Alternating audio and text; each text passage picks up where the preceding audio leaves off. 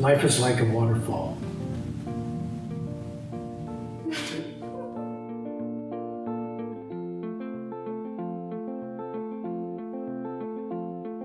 My first bike, I'm going to show you a picture of it, was a Triumph Tiger Cub. Dean Martin gave me one that was his because he wasn't allowed to ride it contractually for his show on CBS. I started collecting when I moved to Italy. I always had motorcycles, but they weren't collections. They were bikes I rode. I was a poor rich kid, I guess that would be the word for it. And I couldn't afford anything because no money came my way from my family. And the minute I started making money, I started buying better and better bikes. I would buy the exotic Italian bikes and ride them around Italy, going from my farm to my home in Florence, back and forth around the Mediterranean. And the richest of the rich rode motorcycles.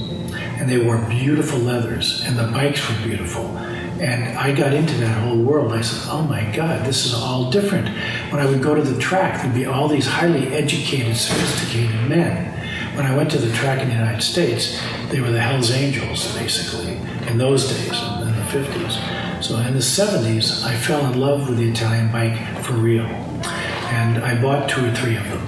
And I brought them back to the United States with me. And that's where it started. Who is your favorite designer? There's 2. One is Fabio Taglioni, the greatest designer of motors and mechanicals. The other one just died 3 or 4 months ago.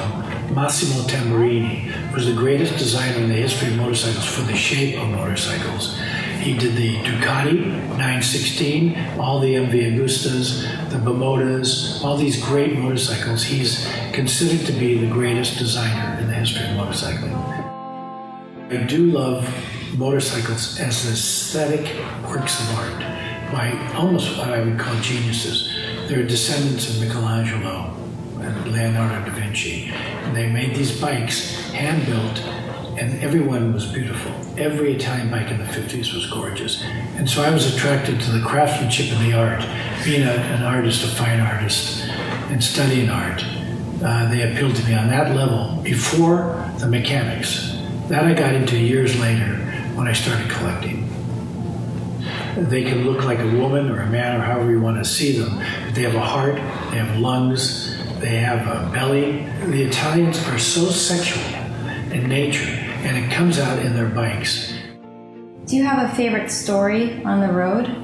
I've been riding my whole life. I'm probably 33 or 34, and I get on my MV Agusta. It's a big, fast bike, one of the best bikes in the world at the time. And I'm driving from Florence, where my home is, and I'm going to go to the Mediterranean. And I don't know if you know that area, but when you go around the Mediterranean, there's these long tunnels. And there's a sign out in front of the tunnel that says, Accendere tu luce, which means turn on your lights. I had no idea what that sign meant. And I didn't have my lights on. And I go into that tunnel, into sheer blackness. I don't know where I'm going. I can't see. And I'm hitting every button up here, scared out of my mind, till finally I hit a light and it came on. And then I was safe. But that scared the hell out of me. I could have gone right into the wall of the tunnel. People laugh at me because I say I'm a Buddhist, because I don't practice. But I have the philosophy, the Buddhist philosophy. When I let motorcycles go, I let them go. I don't own anything in this world. And so I just let them go. But the act of riding in the country by myself is, for me, bliss. You're like a cowboy on his horse on the plains of Montana or of South Dakota. You're free, open country. And a motorcycle does that for me. I love it.